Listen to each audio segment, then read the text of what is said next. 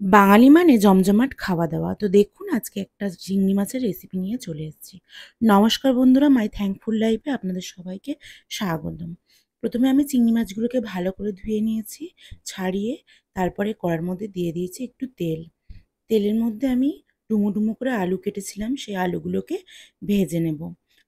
আলুগুলো যখন লাল, লাল করে ভাজা হয়ে আসবে, তখন আলুগুলোকে কড়া থেকে আলাদা করে তুলে রাখবো। তো আজকে আমি বানাতে চলেছি চিংড়ি মাছের মালাইকারি।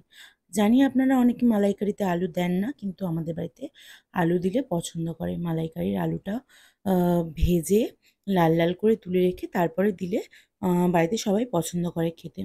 তো দেখুন এখানে আলুগুলো লাল, লাল করে ভাজা হয়ে গেছে। আমি আলুগুলোকে একটা পাত্রে তুলে রাখবো। চিংড়ি মাছগুলো কিন্তু আমি আজকে ভাজবো না। চিংড়ি মাছগুলো না ভেজে কিভাবে রান্নাটা করি দেখবেন। আর রেসিপিটা কেমন লাগে অবশ্যই আপনারা বাড়িতে করে দেখবেন। আর আ শেয়ার করবেন অবশ্যই। তো আজকে দেখুন আলুগুলো তুলে নেওয়ার পরে আমি কাঁচা লঙ্কা, টমেটো, পেঁয়াজ যেগুলো সব সেই আলু ভাজা তেলের মধ্যে দিয়ে দিয়েছি। তারপরে আমি পেঁয়াজগুলোকে একটু ভাজিয়ে নিয়েছি।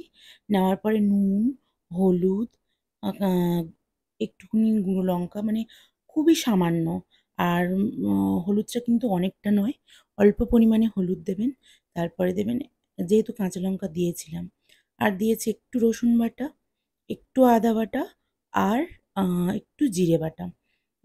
তো এগুলো ভালো করে একসাথে কষানোর পরে জিরে বাটাটা আমি বাটা দিইনি, মানে জলের সাথে গুলিয়ে নিয়ে দিয়েছি। যেহেতু আ স পেঁয়াজগুলো একটু তলা ধরে যাচ্ছিল, সেইজন্য আমি একটু হালকা জল দিয়েছি। তো দেখুন এবার আমি ভালো করে কষিয়ে নেব টমেটো, পেঁয়াজ, কাঁচা লঙ্কা, আদা বাটা, জিরে বাটা আর রসুন বাটা দিয়ে। উম ভালো করে কষিয়ে নেবার পরে পেঁয়াজগুলো যখন আ গলে যাবে মানে হালকা, হালকা আম নরম হয়ে যাবে, তখন আমি আরেকটু জল দিয়েছি। তো আরেকটু জল দিয়ে আমি ভালো করে মশলাটাকে কষাতে থেকেছি। কষিয়ে নেওয়ার পরে দেখুন এরকম একটা কালার এসছে। কিন্তু আপনাদের মাথায় রাখতে হবে চিংড়ি মাছের মালাইকারিতে কিন্তু বেশি ঝাল দেওয়া চলবে না। কারণ মালাইকারিটা হালকা মিষ্টি, মিষ্টি খেতে হয়। আ তো এখানে দেখুন আমি চিংড়ি মাছগুলোকে এর মধ্যে দিয়ে দিচ্ছি। মশলা কষানোর মধ্যে। চিংড়ি মাছগুলো দিয়ে ভালো করে আ মশলার মধ্যে একটু কষিয়ে নিচ্ছি। আপনারা চাইলে এটা ভেজে দিতে পারেন, কিন্তু আমি আজকে ভেজে করব না। মালাইকারিতে আমাদের বাড়িতে উম চিংড়ি মাছ সেরকমভাবে রান্না করলে বেশি ভালোবাসেন সবাই। আর বিশেষ করে আমার শাশুড়ি মা আমাকে মানে এই চিংড়ি মাছের রেসিপিটা এভাবেই শিখিয়েছিলেন। তারপরে আ এ এর মধ্যে দিয়ে দেবো ভেজে রাখা আলু। আলুগুলো কিন্তু আ হালকা সিদ্ধ হয়েছে, এখনো পর্যন্ত পুরোপুরি সিদ্ধ হয়নি। তাই একটু আগেই দিয়ে দিলাম। নইলে জল দেওয়ার পরে দিতাম। তো যদিও একটু শক্ত আছে, তবুও আগে দিয়ে দিলাম। এরপর আমি একটা আ মিক্সিতে নিয়ে নিয়েছিলাম নারকেল কোরানো। একখানা নারকেল দিয়েছি আমি। আপনারা পরিমাণ অনুযায়ী ২ টো দিতে পারেন। আমি একটা দিয়েছি। নারকেল কুড়িয়ে তার উপরে দিয়ে দিয়েছিলাম ২ থেকে ৩ চামচ গুঁড়ো দুধ। দেখুন গুঁড়ো দুধটা অপশনাল। আপনারা ব্যবহার করতে পারেন, নাও পারেন। গুঁড়ো দুধটা কিন্তু আমাদের বাড়িতে দেওয়া হয় এর কারণ টেস্টের জন্য। প্রচণ্ড টেস্ট হয়। তো আমি ওটাকে ভালো করে কুড়োনো নারকেলটা ভালো করে বেটে নিয়েছি। নারকেলের দুধ দিতে পারেন কিংবা আমি নারকেলটা প্রতিবারই এরকমভাবেই ব্যবহার করি। নারকেলটা ভালো করে মিক্সি করে নিয়েছি। তার সাথে ২-৩ চামচ গুঁড়ো দুধ দিয়ে তো এরপরে আমি আ সেই চিংড়ি মাছ, আলু মশলাটা কষানোর উপরে আমি দিয়ে দিয়েছিলাম আ নারকেল বাটা। মানে নারকেল কুড়িয়ে যে মিক্সি করা বাটাটা।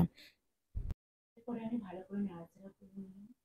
এরপরে আমি ভালো করে নাড়াচাড়া করলাম আর একটুখানি আ সামান্য জল দিয়েছিলাম। আ যেহেতু চিংড়ি মাছের আলুটা একটু সিদ্ধ কম ছিল, তাই জন্য এটা সিদ্ধ হওয়ার জন্য জল দিয়েছি। এবার কিন্তু আঁচটা মিডিয়াম আঁচে রাখতে হবে। খুব একটা হাই আঁচে রাখলে হবে না। তাহলে তলা ধরে যেতে পারে। তো এইজন্য আমি মিডিয়াম আঁচে দিয়ে চিংড়ি মাছটাকে কিছুক্ষণ নাড়াচাড়া করতে থাকলাম এবং আলুগুলো হালকা, হালকা একটু ঘেঁটে দিলাম। আ তারপরে দেখুন এটা এভাবে নাড়াচাড়া করতে থাকলাম। তো নাড়াচাড়া করতে, করতে আ দে দেখুন আস্তে, আস্তে এটা ঘন হয়ে আসছে এবং শুকনো হয়ে আসছে। তো একদম শুকনো করব না, হালকা একটু শুকনো করব। কারণ এটা গা মাখা, গা মাখা হলেই বেশি ভালো লাগে।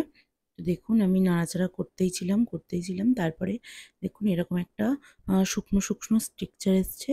উম তো তারপরে আমি এটাকে নামিয়ে ফেলবো একটা পাত্রে। দেখুন হয়ে গেছে আমার চিংড়ি মাছের মালাইকারিটা আজকেরে।